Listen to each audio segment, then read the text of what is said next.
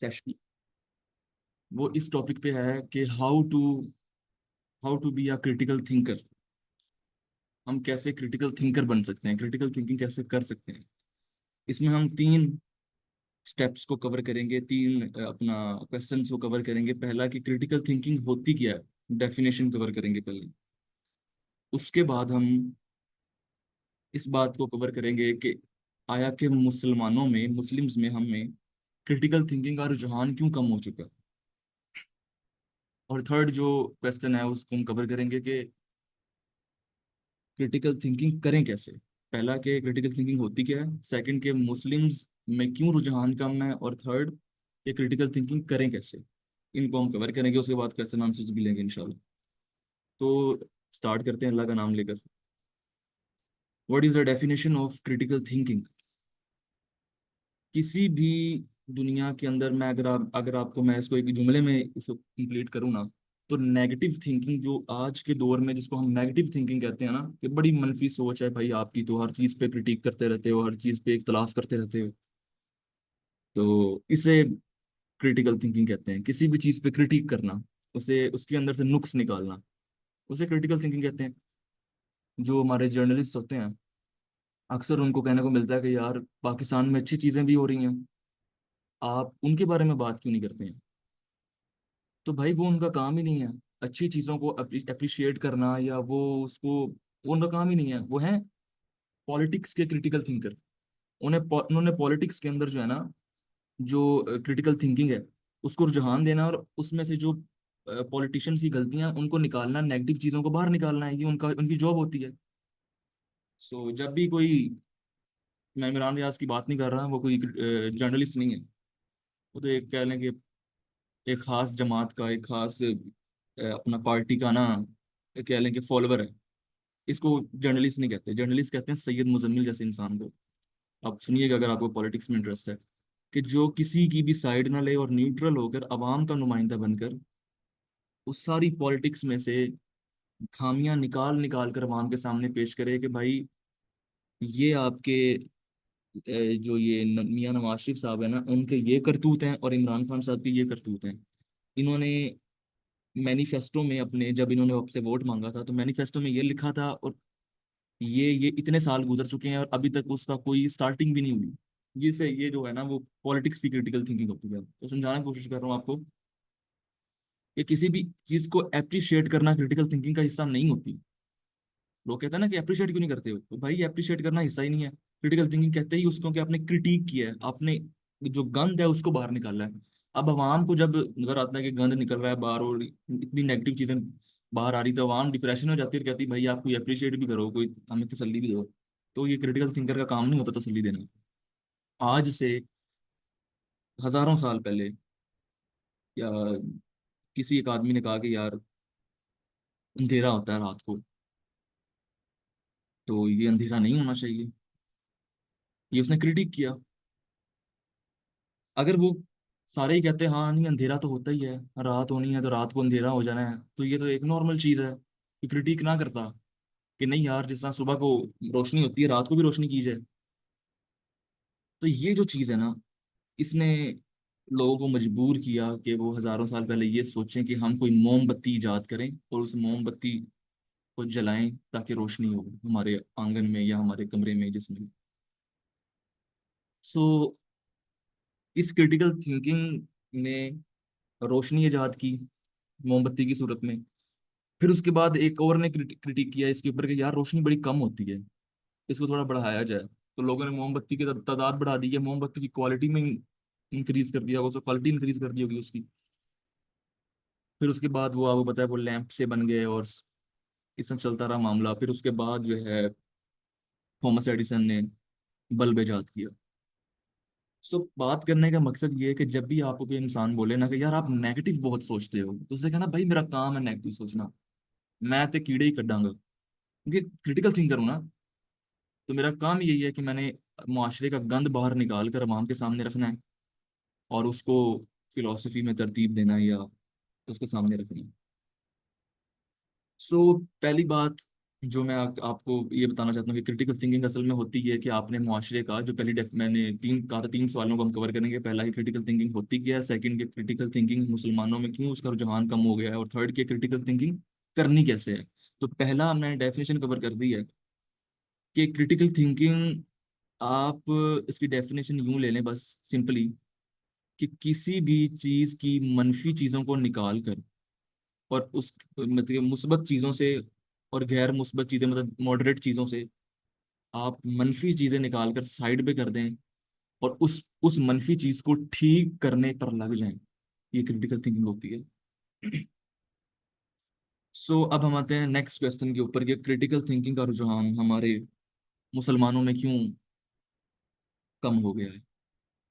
अब देखें, जब भी हमने देखा है तारीख के अंदर कि कहीं भी फिलोसफर्स या कहीं भी सोच वाले, रैशनल सोच रखने वाले, तरक्की वाली सोच रखने वाले जो लोग हैं, उन्होंने काम करना स्टार्ट किया तो मजहबी तबका जो है ना, उसको कोई खास किस्म का ना मसला हो जाता है उसके साथ, कि यार ये तो हमारे ना ईमान पर हाथ डाल रहे हैं। जबकि उनको एक मिस ऐप जो है वो समझ नहीं आता कि फिलॉसफी की अपना वो बनाई ही नहीं जा सकती, फिलॉसफी तरतीब ही नहीं दी जा सकती, क्रिटिकल थिंकिंग तरतीब ही नहीं जा सकती तब तक जब तक के आप फ्री ना सोचो, फ्री थिंकिंग ना करो, आप आजाद ना सोचो। अब एक बंदा उठ के कहता है कि अच्छा यार गॉड है तो उसने इतनी दुनिया में सफरिंग क्यों है। अब वो ये नहीं कह रहा है कि गॉड एग्जिस्ट नहीं करता, वो एक सवाल उठा रहा है। आप उसका जवाब ढूंढें, बजाय जवाब देने के बजाय उसकी बात को सोचकर इल्म आगे लाने के उलमा क्या करते हैं, वो तनकीद शुरू कर देते हैं कि भाई ये तो आप कुफरिया कलमात बोल रहे हो, कलमा पढ़ो, काफिर हो गए हो। भाई किसना काफिर हो गए हो? कुरान पूरा का पूरा भरा पड़ा है कि सोचो, सोच विचार करो। कभी अल्लाह ताला ने मुझे कोई एक आयत बता दें कि अल्लाह ताला ने जिस आयत में कहा हो कि यार तुमने अंधाधुंध अल्लाह पे ईमान लाना है। अल्लाह ताला को जगह जगह फरमा रहा है, कायनात को देखो, दुनिया को देखो और सोचो मेरे बारे में कि अल्लाह ताला ने किस तरीके से दुनिया बनाई है। लेकिन हमें हमारी जो सोच है वो बंद करने को तुले हुए हैं ये मुल्ला। और मुल्ला को तो छोड़ देना, मुल्ला कौन है? मुल्ला कोई दूसरे प्लेनेट से आई हुई मखलूक थोड़ी है, हम में से ही होते हैं। हम ही होते हैं मुल्ला, और कौन होते हैं? तो ये जो मुल्ला प्रोफेशन है ना, इसको ही क्रिएट नहीं करना चाहिए था। जब तक मुल्ला प्रोफेशन क्रिएट ही नहीं हुआ था तब तक सुख था हमारे अंदर, सुकून था। आप देखें जरा तारीख निकाल कर, पोप जो की हुक्मरानी जब हुई और जब वो पोप का वो सिस्टम बना, तो उसमें फिलोसफर्स को कोई स्पेस नहीं मिली अपनी फ्री थिंकिंग करने की, कोई किसी किस्म की स्पेस नहीं मिली उनको। सोक्रेटिस को जहर का प्याला पिलाया जा रहा है, किसी को कहा जा रहा है कि मुल्क बदर हो जाओ, वो इम्पेडिकुलिस जिसका मैंने आपको बताया था, उसको कहा जा रहा है कि आप इस, सॉरी एनाक्सागोरस, इम्पेडिकुलिस नहीं, एनाक्सागोरस, एनाक्सागोरस को एथेंस खुद बुला रहे हैं। और एथेंस ने बुलाकर उससे सीख कर बाद में से कह रहे हैं कि यार तुम अब हमारे देवता पे सवाल उठा रहे हो, अब तुम यहाँ से निकल जाओ। वो बेचारे को मुल्क बदर कर दिया। सो इस सब का जिम्मेदार कौन है, इसका मसला क्या है, प्रॉब्लम आइडेंटिफाई किस तरीके से होगी? वो इस तरीके से होगी कि हमने प्रॉब्लम को आइडेंटिफाई ये कर लिया है कि मजहबी तबके को टॉलरेंस दिखानी पड़ेगी और समझना पड़ेगा कि फिलॉसफी और क्रिटिकल थिंकिंग का मतलब ही ये है कि आप आज़ादाना तरीके से पहले सोचें और फिर उसके कॉन्क्लूजन पर पहुंचें। मेरे एक दोस्त हैं, मुफ्ती हैं, उस्ताद भी हैं मेरे, एक तरह से कह लें आप। तो उनके साथ मेरी यही बात चल रही है। उन्होंने कहा नहीं नहीं, मजहबी तबका सिर्फ तब आपको कहता है कि अकाइद जो है ना, अकाइद आपके, आप उनके अंदर जो है वो रद्दो बदल ना करें। तो मैंने उनको कहा कि यार अकाइद में कौन रद्दो बदल कर रहा है, आप थोड़ी सी फ्री थिंकिंग कर रहे हैं तो थे। जब तक फ्री थिंकिंग वो करेगा ही नहीं, वो ये सवाल उठाएगा ही नहीं कि सफरिंग क्यों है, तो वो इसके जवाब तक कैसे पहुंचेगा? अभी उसने पहली सीढ़ी तय नहीं की। पहली सीढ़ी सवाल होता है, दूसरी सीढ़ी सोचना होता है, तीसरी सीढ़ी जवाब होता है। तो आप जो सोचने नहीं दे रहे, तो कसूर कहाँ पे आ रहा है? तब उन्होंने अपोलोजाइज किया कि हाँ आपकी बात ठीक है, लेकिन असल बात यह है कि अक्सर तबका जो है ना वो एथीस्ट रहता है। अक्सर जो बच्चे हैं ना वो गुमराह। मैंने कहा इसका मतलब आपका दीन इस्लाम पर ईमान ही नहीं है कि वो सच है या वो हक है। भाई जिसने होना है ना, जिसके नसीब में लिखा हुआ है कि उसने एथीस्ट होना है, ये ऐसा ही है जैसे आप कहें कि यार मैं मोटरसाइकिल बाहर नहीं निकालने वाला, गाड़ी में बाहर नहीं निकालने वाला, क्योंकि एक्सीडेंट हो जाते होते रोड के ऊपर। तो भाई आप एहतियात से चलाना ना, आप सोच समझ के चलाना। जिसने वन व्हीलिंग करनी है, जिसने जरा फजूल तरीके से चलाना है, उसने चला लेना है। उसने बच भी जाना ट्रक के अंदर। आप सेफली चलाएं, हेलमेट पहने, ट्रैफिक रूल्स को फॉलो करें, चलाएं गाड़ी, गाड़ी और मोटरसाइकिल। सो मसला जो है ना हमारा तो मजहबी तबके का ये है कि वो यहाँ पर कदगन लगा देते हैं।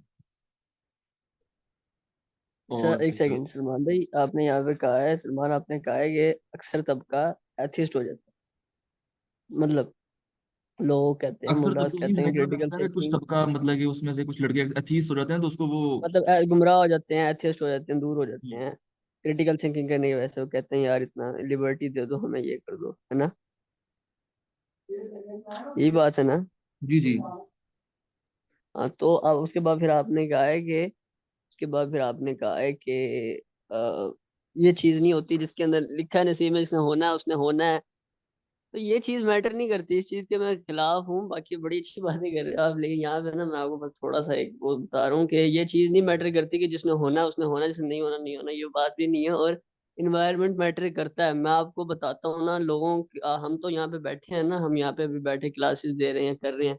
तो लिटरली मैं आपको बताता हूँ कि कुछ लोग हैं, लिबरल्स हैं, मैं जानता हूँ उनको, लेकिन वो अब क्या करें, उनके बकायदा ग्रुप्स हैं, उसके अंदर वो free masons, cults, black magic, white magic के दर्स देते हैं, जो बुक्स बैन है उनको डिस्कस कर रहे होते हैं। वो कोशिश करेंगे बच्चों को हम अपनी तरफ खींचें, ठीक है? तो बंदे के ऊपर ये चीज आ जाती है यहाँ पे कि जहाँ पे उसको एनवायरनमेंट अच्छा मिलेगा, जो लोग उसको कंसोल करेंगे बच्चे को, जो लोग उसको सेटिस्फाई करेंगे, बच्चा उधर भागता है हमेशा। ये नहीं भागता कि उसने होना तो वो हो जाएगा, नहीं होना तो नहीं होगा।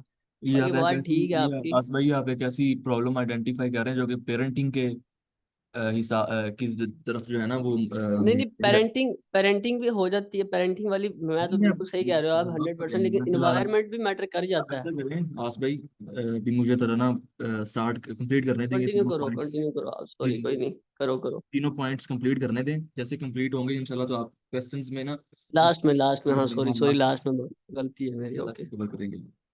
अच्छा, हमने अब सेकंड पॉइंट कवर किया कि रुझान क्यों कम है मुसलमानों के अंदर क्रिटिकल थिंकिंग का।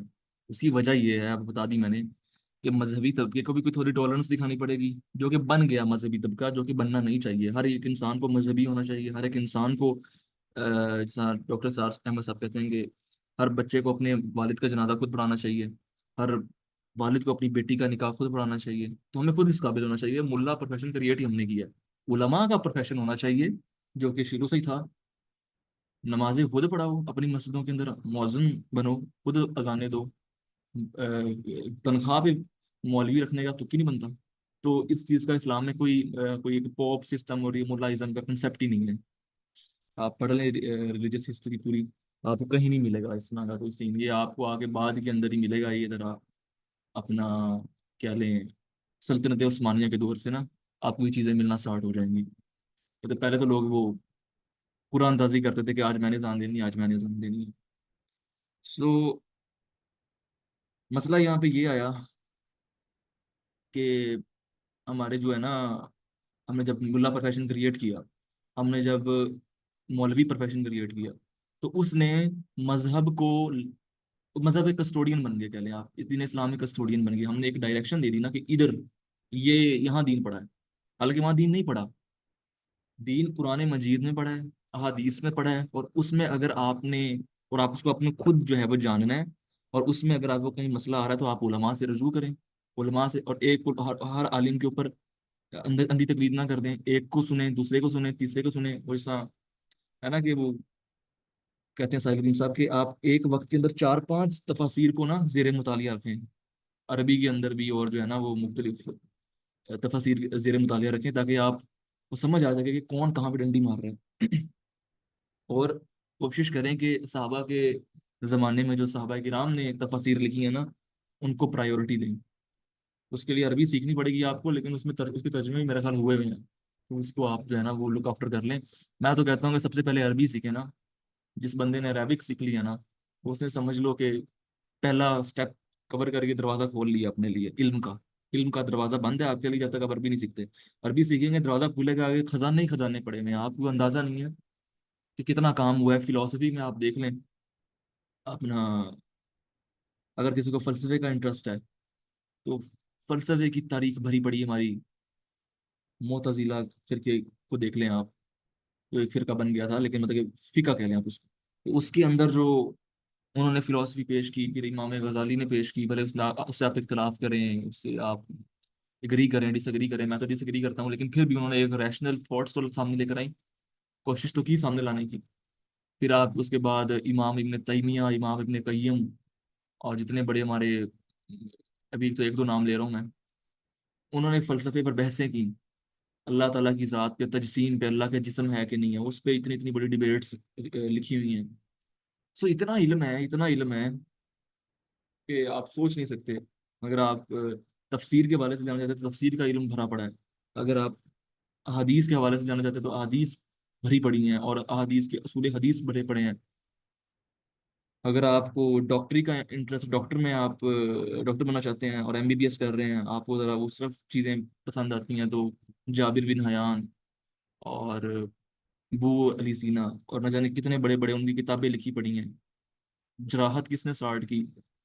मेरा ख्याल है शायद जाबिर बिन हयान ने। तो मतलब कि सर्जरी का इल्म, तो आज भी वो जो है ना वो यूनिवर्सिटीज में जो बेसिक बुक है ना सर्जरी की, वो उसी की है।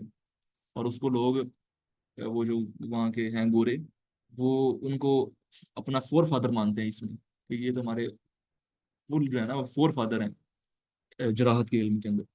तो आपको जिस चीज के अंदर भी आपको इंटरेस्ट है ना, वो आपको मिलेगा। रिलीजियस हिस्ट्री जो है ना हमारी, उसमें मिलेगी आपको चीजें, बिकॉज जो अल्लाह के नबी ने वो जो बीज बोया था ना, क्रिटिकल थिंकिंग का, वो जो बीज बोया था ना, सोच बचार करने का, वो जो बीज बोया था हमारे अंदर इनकलाब का, उसने हर तरफ ही ना सब्जा ही सब्जा कर दिया। देख लें आप तो, रोमन पर्शियन एम्पायर उलट दी साहबा के नाम पे, उधर से कैसरो किसरा के महल्लात हिला दिए। अगर जहाद के हवाले से बात करें और इंसाफ के हवाले से बात करें, इधर साइंस के इल्म में झंडे गाड़ दिए हमने। फलसफे के, अच्छा अब आहिस्ता आहिस्ता क्या हुआ, कुछ उलमा का तबका ना डिफेंसिव मोड में जाना स्टार्ट हो गया। उनको फिर वो उधर उस वक्त की हुकूमत की भी सपोर्ट जो है ना वो थी, वसती हुकूमत भी उनको सपोर्ट कर रही थी पीछे बैठकर। बिकॉज जो बनु उमैया थे, उनको कोई जवाब चाहिए था, कि वो अवाम को कोई जवाब पेश करें कि हमारी हुकूमत जो है ना वो जस्टिफाई हो जाए, क्योंकि इमाम हुसैन को कत्ल कर चुके थे। उन और एक पंजतन पाक की वो जो एक जो है ना, एक बड़ाई है, एक वो उनका तकद्दुस था, वो तो सब हर को किसी को पता था। हदीसें भरी पड़ी हैं, बुखारी आप देख लें, पूरा बाब बांधे में जो है वो पंजतन के हवाले से।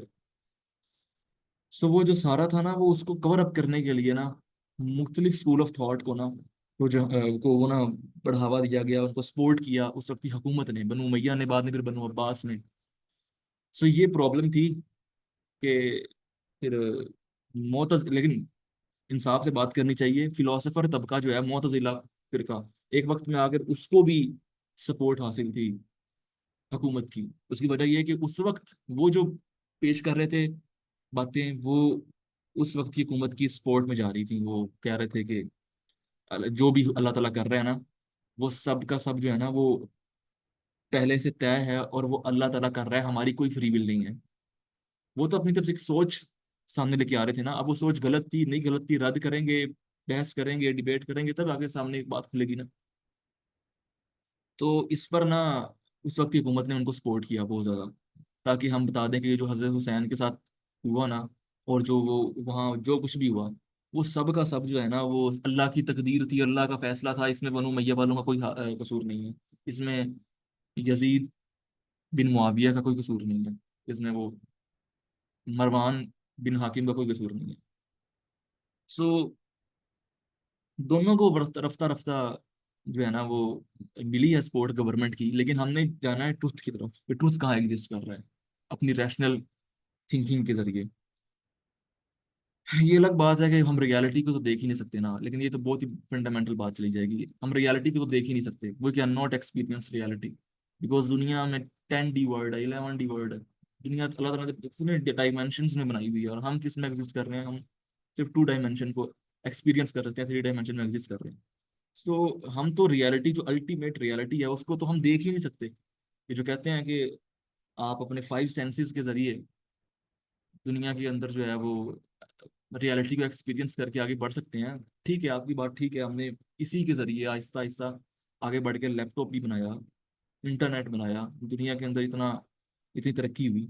लेकिन आप ये नहीं कह सकते कि आपने इन 5 सेंसेस के जरिए अल्टीमेट रियलिटी को एक्सपीरियंस कर लिया है। अगर आप अल्टीमेट रियलिटी को एक्सपीरियंस कर लें तो आपको समझ ही ना लगे कि आप हैं किधर। ये एक डायमेंशन से दूसरे डायमेंशन में जाएंगे, कित्थों निकलेंगे, तो वो किधर से जाएंगे और किधर से निकलेंगे आप। सो उसको फिर समझने के लिए भी टाइम चाहिए होगा, बिकॉज हमें शुरू से ही हमारी जो तारीख है, पीछे हिस्ट्री है, वो 2 डायमेंशन ही है। 2 डायमेंशन में रहना, 3 में हम हैं, 2 डायमेंशन हम एक्सपीरियंस कर रहे हैं उससे। अच्छा। सो मसला आता है यहाँ पर कि हम दोबारा अपने टॉपिक पे आते हैं कि मजहबी तबके ने जो बाद में आहिस्ता आहिस्ता मुल्ला प्रोफेशन बन गया, बाद पहले एग्जिस्ट नहीं करता था, कोई मुल्ला प्रोफेशन एग्जिस्ट नहीं करता था, सारी कस्टोडियन वो बन गए उस दीन के। हम फतवा जारी करेंगे, हम ही जो है ना वो, फिर वो मदरसे बन गए, प्रॉपरली फिरके बन गए, ठीक है। और वो नीचे जो जितने सारे मुल्ला हैं वो छोटे छोटे मुल्ला हैं, उनका एक और ऊपर बड़ा मुल्ला है, उसका ऊपर एक और बड़ा मुल्ला है। ऊपर से जब फतवा जारी होता है फिर नीचे तक जो है ना वो एक्शन आता है। सो मसला ये है कि ये जब हमने ये तरतीब इनको बना दिया ना, तो इन्होंने, जब एक बंदे नहीं बैठ कर कह देना ऊपर, मसलन देवबंद ने, मुफ्ती तकी उस्मानी ने एक फतवा जारी कर देना ना कि फिलॉसफी को पढ़ना गुमराही का दरवाजा है और इस्लाम में इसकी कोई स्पेस नहीं है, किसी किस्म का अपनी क्रिटिकल थिंकिंग नहीं कर सकते, तो एंड तक किसी मुल्ला की कोई जरूरत नहीं है पूरे देवबंद में कि वो हाथ भी उठा जाए या उंगली भी उठा जाए कि नहीं आपने ये जो है ना यहाँ पे गलती की है, ये मैं इसको तस्लीम नहीं करता, भले उसके पास कुरान और हदीस की दलाइल हो, वो नहीं पेश कर सकता उसको। बड़े मुफ्ती का फतवा आ गया ना। तो ये मसला है कि उसके बाद फिर ये अवाम भी जो कहते हैं उनको एक मुकद्दस जो है वो शख्सियत बनाया हुआ है कि वो तो गलती कर ही नहीं सकते, वो तो गलती कर ही नहीं सकते इस तरह से जैसे कि अंबिया गलती नहीं करते थे। तो ये यही जो मसला है ना, ये इन्होंने हमें ले डूबे हैं, ठीक है। तो सेकंड क्वेश्चन हमने कवर कर लिया कि हमारे दरमियान क्रिटिकल थिंकिंग का रुझान क्यों नहीं है मुस्लिम्स के अंदर, प्रॉब्लम आइडेंटिफाई होगी। अब इस पे काम करना है हमने अदब के साथ। अदब को मलहूज़े खातिर रखना, अदब पहला करीना है मोहब्बत के करीनों में, खामोश ए दिल भरी महफिल में चिल्लाना नहीं अच्छा, अदब पहला करीना है मोहब्बत के करीनों में। अल्लाह के नबी ने जाके जो है वो अपना उसको क्या कहते हैं, अबू जहल को आकर गालियां नहीं निकाली थी, और गालियां निकाल कर नहीं कहा था, या फिर गालियां को छोड़कर ये नहीं कहा था ओए तू तो काफिर है, तो मुशरक है, अल्लाह का नबी मैं हूँ और मैं दीन लेकर आया हूँ, ऐसे नहीं दीन की तबलीग की थी उन्होंने, इखलाक के साथ की थी। सो हमें भी टॉलरेंस दिखानी है, लेकिन देख दाख के चलना है। और जब तक हम यहाँ माइंड हमारे ना क्रिटिकल थिंकिंग की तरफ बढ़े, फिलोसफी फलसफे की तरफ ना बढ़े, तब तक ना हमारे अंदर टेक्नोलॉजी आ सकती है दरमियान हमारे। अच्छा, अब ये इमेजिन करें कि फलसफे की जो इब्तदा है ना उसके बाद आके सारे अलूम आए हैं ना, ये मैथ का सारे अलूम, दुनिया कहाँ से कहाँ पहुंच गई, हम भी फलसफे नहीं, हमें भी फलसफा ही नहीं क्लियर, हमें भी फिलोसफी ही नहीं क्लियर, तो हम मैथ में कहाँ आगे जाएंगे, हम बाकी अलूम में कैसे आगे बढ़ेंगे, हमें तो भी फलसफे ही नहीं क्लियर। पूछ लें किसी बच्चे से, आप विजिट कर लें अमेरिका में या यूके के अंदर किसी फॉरेन कंट्री के बच्चे से पूछ लें आप सोक्रेटिस को जानते हैं, तो वो आपको सोक्रेटिस की 10 फिलोसफी की नहीं देगा। उनकी बेसिक बुक्स के अंदर होता है ना, जिस तरीके से हमें पढ़ाया जाता है, बी फॉर बॉल और सी फॉर कैट, तो उस तरीके से उनको ये चीज़ें पढ़ाई जाती हैं पहले स्टार्ट। इंग्लिश तो उनको वैसे ही उनकी मादरी जुबान होती है, वो पहले सीख चुके होते हैं। उसके बाद वो स्टार्ट से इनको ये इन लोगों को आइडियल बनाकर पेश किया जाता है। हमारे यहाँ आइडियल कौन है? मुमताज कादरी। हमारे यहाँ आइडियल कौन है? गाजी इल्मुद्दीन। कर लो गल। तो फिर क्या होना है? क्रिटिकल थिंकिंग बड़ी बढ़नी है कि नाम निहाद गाजी पैदा होने हैं यहाँ पे? नाम निहाद गाजी पैदा होने हैं। वो अलग बात है कि उन्होंने कोर्टों में जाकर जो है वो खुद माफिया मांगी, फिर माफिया मांगी हैं उन्होंने, जाकर कोर्टों में माफिया मांगी है खुद, डॉक्यूमेंट्स के अंदर सेव है। और बार इमाम निकल के कह रही है कि हजरत यूसुफ उसके ख्वाब में आ गए थे। हजरत यूसुफ उसे ख्वाब में आए थे और कहा था कि तुमने जो काम कर दिया है ना, मैं मेरी सारी जिंदगी तुम पे कुर्बान है। अल्लाह के नबी ख्वाब में रियलिटी में तशरीफ लाए, और तशरीफ लाकर ये कहा कि तुमने जो है ना वो जो काम कर दिया है ना, तुमने मेरा सर सर फखर से बुलंद कर दिया है। और वो कोर्ट के अंदर क्या कह रहा है कि मुझे माफी दे दें, मुझसे गलती हो गई है। कोर्ट की डॉक्यूमेंट्स के अंदर पूरा मौजूद है। सो हमारे यहाँ स्टार्ट से ही ऐसे लोगों को रोल मॉडल बनाया गया कि जिनका रैशनैलिटी से कोई ताल्लुक ही नहीं था, जिनका जज्बात से ताल्लुक था, इमोशंस के साथ ताल्लुक था। मैंने क्यों मुमताज कादरी की मिसाल दी कि इट्स ऑल अबाउट इमोशंस। भाई आप कानून खुद हाथ में लेना, आपको किसने इस बात की इजाजत दे दी कि आप कानून हाथ में लो? ये कौन सा इस्लाम है, ये कौन सी तालीमात है कि हजरत उमर से हमें साबित करें उनका दबार, अगर थे अबू बकर खिलाफत रास्ता से साबित करें कि किसी खिलाफत रास्ता में इस तरीके से कोई हुआ और किसी कोई सहाबी गाजी बन गया हो और उसने मार डाला हो, कानूनी रास्ता अख्तियार किए बगैर खुद ही मार डाला। वो कहते हैं कि जी देखें, पाकिस्तान उस वक्त तो इंसाफ, तो पाकिस्तान में इंसाफ नहीं है। अच्छा, पाकिस्तान में इंसाफ नहीं तो क्या आप कानून खुद हाथ में ले लेंगे? चले इसकी कोई हदीस पेश कर दें कि जब जुल्म का दौर चल रहा हो या इंसाफ का दौर ना हो तो आप कानून हाथ में ले लीजिए, इसकी कोई, बल्कि इसके खिलाफ आ रही हैं चीजें। अल्लाह के नबी फरमाने के एक्सट्रीमिज्म खुद मैं आपको शेयर करूंगा। अल्लाह के नबी ने फरमाया कि दीन में गलूफ ना कर जाना। गलूफ कहते हैं एक्सट्रीमिज्म को। दीन में गलूफ ना कर जाना, क्योंकि तुमसे पहली तमाम कौमें इसी वजह से तबाह हो गलूफ कर गई ना। हजरत ईसा के बारे में ईसाई गलूफ कर गए, और हजरत मूसा के बारे में गलूफ कर गए अपना ये यहूदी। तो मसले आए ना वहां पे, तो यहाँ भी मसला अल्लाह के नबी ने फरमाया कि गलूफ ना कर जाना दीन के अंदर। सो 10 मिनट रह गए हैं इस मीटिंग के, फिर क्वेश्चन आंसर के लिए नेक्स्ट मैं लिंक शेयर करूंगा इंशाल्लाह। 10 मिनट रह गए हैं तो लास्ट पोर्शन कवर कर लें।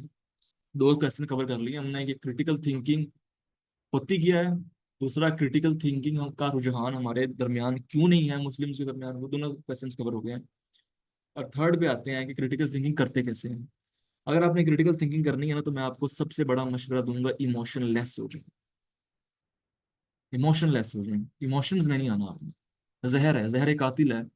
इमोशंस जो है ना, वो जहर कातिल है क्रिटिकल थिंकिंग के लिए। और दूसरा, आपने डोगमेटिक नहीं होना। आप इस्लाम के अंदर हैं, मुस्लिम हैं आप, आपकी अकीदा वो नहीं है जिस पे आप सवाल उठा रहे हैं, मगर आपने सवाल उठाना है। ये हमें तालीमात दी गई है कुरान में कि आपने सवाल उठाना है, आपने क्वेश्चन करना है, फिर उस तक पहुंचना है। अंधाधुंध आंखें बंद करने वाले को स्ट्रांग बिलीवर नहीं कहते। स्ट्रांग बिलीवर से कहते हैं कि जो पहले कुरान और हदीस को स्टडी करे, उस पर सवाल उठाए, सवाल उठाने के बाद उसकी आंसर तक पहुंचे, उसकी तय तक पहुंचे, इसको स्ट्रांग बिलीवर कहते हैं।